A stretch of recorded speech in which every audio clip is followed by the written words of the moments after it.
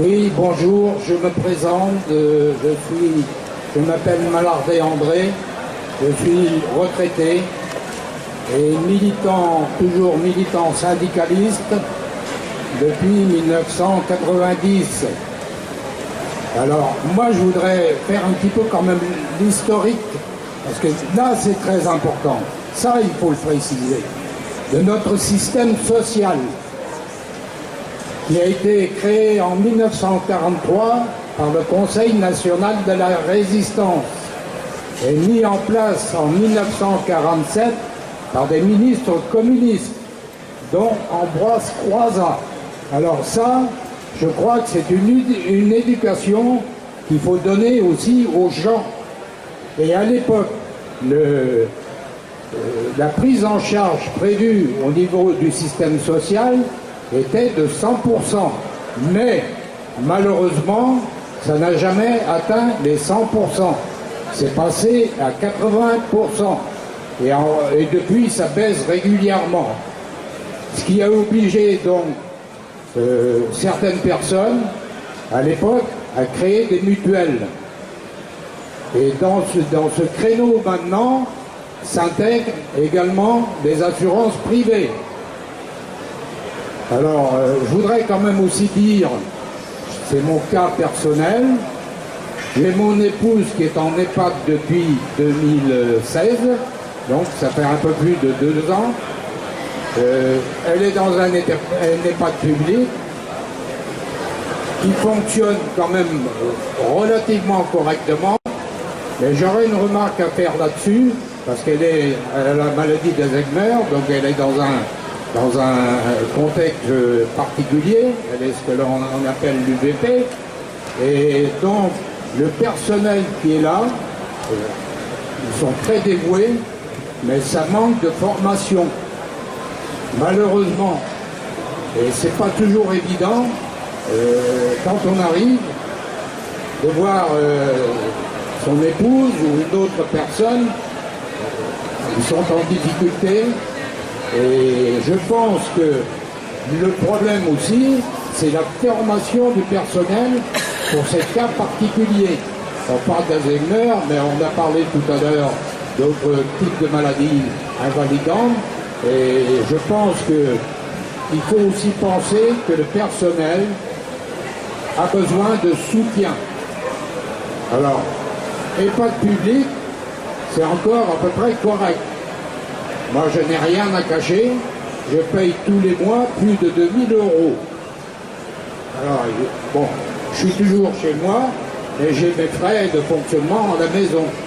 Alors, ça a été dit, je ne vais pas le répéter, ça, mais je crois que là-dessus, il faut tout simplement, malheureusement, on a des beaux discours, les copains qui sont là nous soutiennent, mais il n'y a rien qui passe là-haut. Alors, ça va durer combien de temps? On n'en sait rien, puisque à chaque nouveau président qui arrive ou parti politique qui prend le pouvoir, c'est toujours la même chose. Alors, il faut se battre, c'est sûr, mais j'ai constaté que dernièrement, il y a eu des manifestations de retraités contre la CSG qui nous était augmenté d'1,7, mais c'est pas rien, c'est 25% d'augmentation, et tous les mois, sur la retraite, maintenant, il y a des sommes en moins. Alors je vais terminer là, parce que je ne suis pas seul, et je pense que faut que tout le monde intervienne, parce que c'est important. Oui, tout à fait. Maintenant, l'exemple, Joël a parlé des Gilets jaunes, c'est peut-être aussi un exemple, parce que et nous, on vous appelle, on vous a mis des pétitions qui sont des pétitions nationales. C'est un des moyens. Et c'est vrai qu'il faut se mobiliser.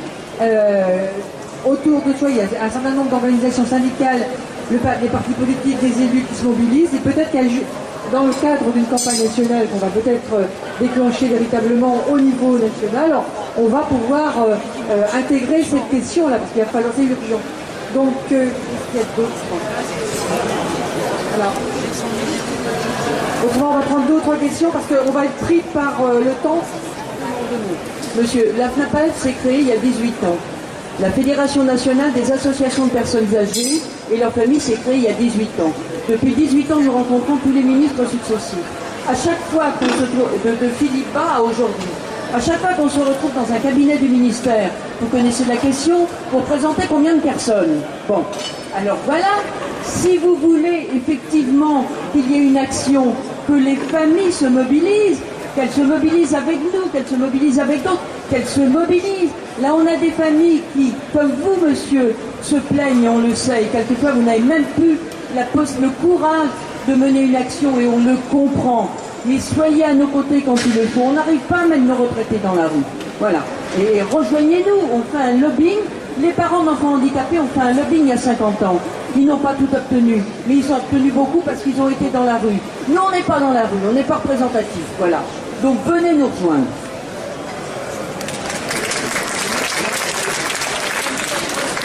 Bonjour, vous m'entendez bien? Bonjour, donc moi je m'appelle Janine, je viens de Chartres de Bretagne à côté de Rennes et je vais vous parler un peu de ma maman. Bon, ma mère elle a 99 ans passés, elle est en EHPAD avec des pertes de mémoire et tout ça quoi, hein, comme une femme de son âge. Et ben, nous, on participe financièrement à son... Oui, mais moi, qui suis veuve depuis 6 mois, ben, mes ressources ont baissé. Et bon, ça crée des tensions en famille parce que ben, le reste, on m'a exonéré un petit peu du don quoi, que je dois donner à ma mère. Et bah, ça crée des tensions en famille parce que maman est de plus en plus déboussolée, le personnel très dévoué, mais avec peu de temps. Ils ont 12 minutes pour habiller, laver une personne, donc c'est court. Ma mère est perdue quand elle change de personnel. Parce que c'est presque tous les jours, donc elle a peur, elle veut plus se laver, elle veut plus manger.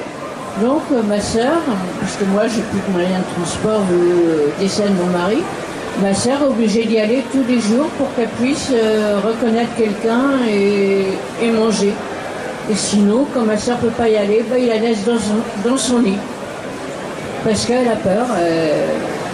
En 99 ans passés, ça peut se comprendre. Hein, Donc que faire? Moi je culpabilise de moins donner d'argent. J'ai aussi des problèmes de santé, surdité, diabète, vision à 2 parce que j'ai fait un décollement de rétine. J'ai des problèmes de hanche. Donc moi je peux pas faire tout ce que je voudrais. Et où trouver de l'aide quoi? Je me pose plein de questions. Voilà. Oui, là, je pense qu'il faut... Vous avez raison pour applaudir parce que vous soulevez une vraie question. J'avais abordé tout à l'heure la question du système qui est maltraitant. Quand on fait financer la solidarité des retraités par les retraités, ce n'est pas dans un système de solidarité universelle, efficace et durable, et on crée des difficultés qui aboutissent à des situations de maltraitance. Et là, c'est la question du reste à charge que vous soulevez. Et bien, lorsqu'on demande que le reste à charge soit pris en charge par la famille, forcément, on aboutit à ce que vous dites, c'est-à-dire à des tensions, voire des conflits familiaux. Alors, vous avez raison, parce que c'est quoi l'aide sociale des départements? C'est d'abord solliciter les ressources des membres de la famille, des enfants, rarement les petits-enfants heureusement, mais des enfants s'ils le peuvent, et leur demander de s'arranger entre eux au niveau du montant que chacun peut contribuer. Donc on crée une situation de conflit. Ce que nous proposons, c'est une prise en charge universelle de tous les restes à charge. Je vous ai donné le coût 9 milliards d'euros. Madame vous a dit tout à l'heure 80 millions d'euros, milliards d'euros d'évasion fiscale. On pourrait citer 315 milliards d'euros de revenus financiers dans notre pays. Pourquoi ceux-là ne sont pas taxés? Même pas 0,3% comme le retraité qui gagne 1250 € par mois. Mais c'est là qu'il y a un véritable scandale. Et c'est là qu'on arrive à un système de maltraitance.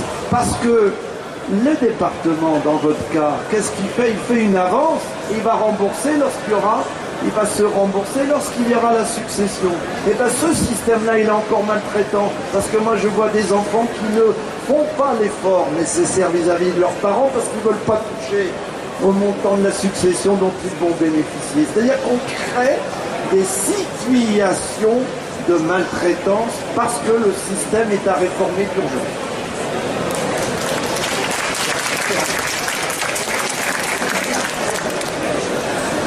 Bonjour, moi je suis Nathalie. Donc voilà, suite à tout ce que j'entends là, je voulais juste donner l'information que l'association Cassiopée, qui fait partie du réseau BVE29, et merci d'avoir organisé cette conférence parce que ça fait du bien quand même de se sentir moins seul. Vous informez que Cassiopée a deux axes. Un, la maison des aidants pour proposer du répit aux aidants, un lieu qui leur est dédié qui est à Caudan, mais qui a aussi un autre axe que l'on souhaiterait mener, c'est participer à ce rôle de plaidoyer. Parce que nous entendons, nous recueillons énormément de témoignages, comme ceux d'aujourd'hui, mais à travers, on peut, si vous voulez, on devient un petit peu un observatoire, parce que par rapport à tout ce qui est dit, on peut analyser et faire sortir des priorités. Voilà, je pense que c'est important de trouver le moyen de participer à toutes ces revendications, ce plaidoyer, parce qu'on n'a pas le choix, de toute façon, il faut y aller. Je vous remercie. Je veux bien prendre un peu le relais justement parce que donc moi j'étais infirmière en EHPAD, je suis en retraite maintenant. Et donc on a créé à l'hôpital de Port-Louis-Riantec un collectif regroupant des salariés, des membres de famille et des citoyens, voilà, comme beaucoup. Et ce collectif, maintenant, on voudrait vraiment l'étendre. C'était en soutien à l'EHPAD. C'est toujours, on voudrait justement pouvoir étendre ça, puisque maintenant l'hôpital de Port-Louis-Riantec, en plus, est dans la fusion de Lorient, le Fawet, Quimperlé. Donc ça représente quand même 1200 lits d'EHPAD, ce qui est déjà beaucoup. Et en plus, malgré tout, il n'y en a pas suffisamment. On sait que sur la région lorientaise, rien que lorientaise, il manque 250 lits d'EHPAD au Bano. La seule solution qu'on nous a donnée, c'est d'enlever 20 lits d'EHPAD à l'hôpital de Guémené-sur-Scorff pour les mettre sur l'Orient. Ce qui est complètement, j'allais dire débile, parce qu'on ne peut pas trouver d'autres mots.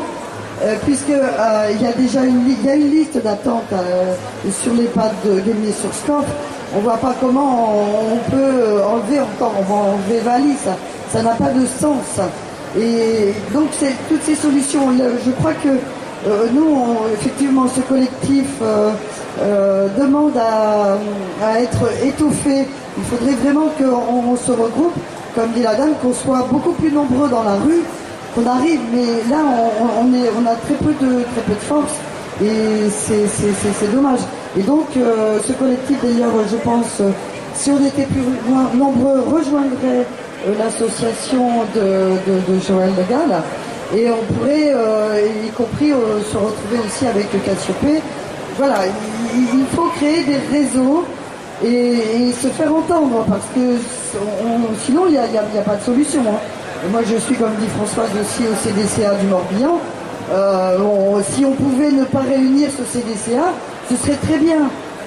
C'est vraiment comme ça qu'on l'entend de la part des élus départementaux. Hein, ils nous disent, mais de toute façon, il n'y a pas besoin de mettre beaucoup de grandes salles, hein, parce qu'au bout d'un moment, plus personne ne participe à ce CDCA. Mais enfin, quand même, c'est incroyable. C'est vraiment nous empêcher de parler.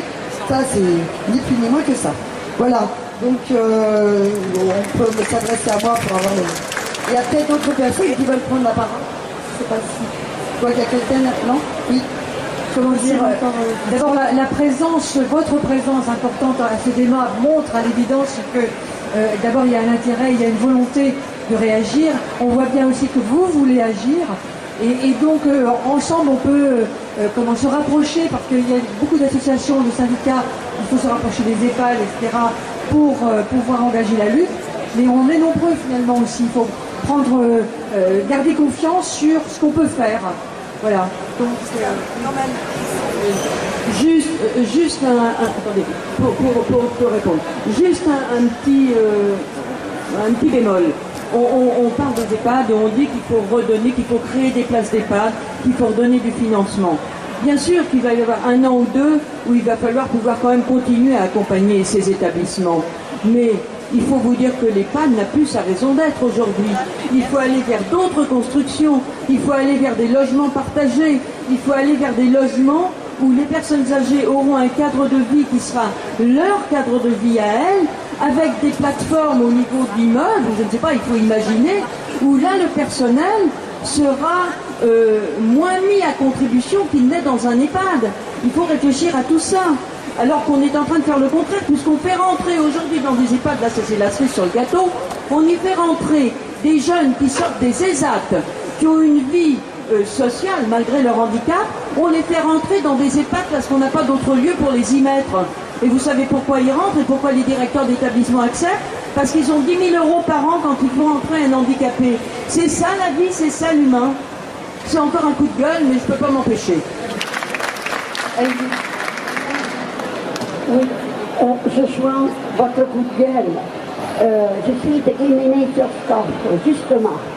Et quand on nous enlève, d'abord ils voulaient enlever 50 lits, et maintenant 20 lits, c'est dont il a été question là. Mais nous avons besoin de ces 20 lits. Alors nous sommes catastrophés. Si cet EHPAD doit fonctionner sans les 20 lits, c'est le déficit assuré dans la gestion de l'établissement et ça sera des licenciements. Donc voilà, on va effectivement se joindre au maximum et pour obtenir une création de postes, un budget plus grand. Voilà. Alors qu'on est ensemble, on peut constituer une force. Donc je donne la parole au maître Joël. Voilà, j'ai commencé alors. Bon, moi je crois que d'abord, je suis comme Christiane, convaincu que c'est un signe là, le fait qu'on soit presque une centaine sur ce débat, a priori, ne motive pas naturellement les foules, parce que c'est quand même des sujets graves, hein, on est sur une fête, hein, donc voilà, c'est quand même un signe.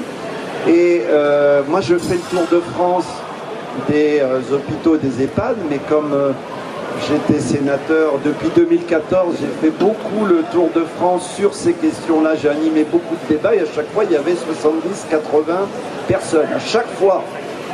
Donc il y a un potentiel énorme d'intérêt, de mobilisation. Ce potentiel-là, il faut qu'il devienne quelque chose de positif pour arracher des revendications et donner confiance pour que ce mouvement il soit de plus en plus puissant. Et se pose la question du rassemblement. Moi je crois qu'il est possible de faire des rassemblements dans chaque département, à travers des collectifs, mais en rassemblant tous les acteurs de l'aide à domicile, les acteurs dans les EHPAD, les représentants des salariés. Extrêmement important que les syndicats puissent porter la parole de leur souffrance, parce que on voit aujourd'hui le turnover, l'absentéisme dans les structures d'aide à domicile, les accidents du travail, maladies professionnelles sont en train de désorganiser totalement. On est presque plus gérable pour une association d'organiser un planning cohérent et une prise en charge correcte des personnes à domicile. Il y a la question des EHPAD. Moi je partage aussi, il faut qu'on porte l'idée d'autres moyens d'accompagnement. Le vœu le plus cher des personnes vieillissantes, c'est de rester à domicile. C'est pas toujours possible, mais c'est ça le vœu le plus cher. Et après, on peut imaginer des structures qui ne soient pas forcément des mouroirs, comme c'est le cas aujourd'hui, des EHPAD, où on reste que 2 ans et demi en moyenne, parce qu'on y meurt rapidement, parce qu'on devient plus dépendant, alors que ces établissements, ces moyens d'accompagnement devraient au contraire retarder la perte d'autonomie et rendre actif. Il faut une vie sociale. Moi, pourquoi j'ai arrêté le Sénat? Parce que je veux bénéficier à plein temps de ma retraite. J'ai arrêté le Sénat, j'ai dit à 65 ans, place aux jeunes, il y a d'autres qui peuvent faire le boulot. Il faut qu'on vive pleinement cette retraite et la montrer que c'est quelque chose de positif. Et il faut que lorsque des problèmes liés à l'autonomie apparaissent, soit dit en passant, 40% des entrées dans la dépendance sont liées à des chutes. Qu'est-ce qu'on fait au niveau de la prévention dans ce pays? On est en train d'aller à contresens totalement. Il y a plein de choses à faire qui sont simples. Mais moi, je vais vous dire une chose et ce sera ma conclusion. Moi, quand je débattais de ces sujets-là au Sénat, il y a 377 sénateurs. Bien sûr, on n'avait pas 377 dans l'hémicycle, mais même quand on était 50 ou 100 dans l'hémicycle, ce qui était quand même pas mal vu le mode de travail du Sénat, je n'ai pas le temps d'expliquer. Mais il n'y avait que 2-3 sénateurs seulement qui étaient capables de prendre la parole et de comprendre de quoi on parlait. Donc je crois que c'est collectif qu'il faut mettre en place au niveau des départements et les chapeauter au niveau national si on veut se faire entendre, si on veut aboutir à des lois, si on veut dégager des moyens, si on veut porter les choses fondamentales comme le vrai système de solidarité avec la sécurité sociale. Eh bien, tout cela, il faut l'organiser. Et c'est dans ce sens-là que moi j'ai travaillé quand j'ai organisé une rencontre nationale de l'aide à domicile avec les 3 parties prenantes. Il faut y ajouter les EHPAD, il faut mobiliser tous ces acteurs. On voit qu'ils sont pleins d'ambition, pleins de revendications et pleins d'enthousiasme. Vous en êtes l'exemple aujourd'hui. Il y a un énorme potentiel. Mettons ce potentiel en situation d'aboutir à des résultats. Et comme l'a dit très bien Joël Le Gall, il y a quand même la perspective de l'annonce d'une nouvelle loi dépendance. Ne laissons pas faire M. Macron qui propose, la seule chose claire qu'il ait proposée, que j'ai pu entendre, c'est de faire une 2e journée de solidarité. C'est-à-dire une nouvelle fois encore d'opposer les jeunes aux personnes âgées. C'est insupportable. C'est pas ça la solidarité. Eh bien, mettons en avant cette question de solidarité, organisons-nous au niveau départemental, au niveau national, et vous verrez qu'on pourra se faire entendre à ce moment-là. Merci. Ben, écoutez, je crois qu'on est tous d'accord. Moi, je voudrais juste, et pour conclure aussi, ajouter une chose. Le vieillissement n'est pas une maladie. Et si nous sommes là aujourd'hui, c'est que nous sommes là tous debout, nous sommes là actifs. Moi j'ai 71 ans et je fais partie des cheveux blancs, même s'il y a un petit peu de couleur dessus, comme certains d'entre vous, il faut rester coquet. Nous avons de l'énergie et il faut avec cette énergie que nous soyons tous ensemble. Il n'y a que comme ça que nous pourrons y arriver. Tous ensemble. Tiens, c'est marrant, j'ai entendu ça quelque part. Mais bon, il faut le remettre sur le tapis. Allez, merci et à bientôt.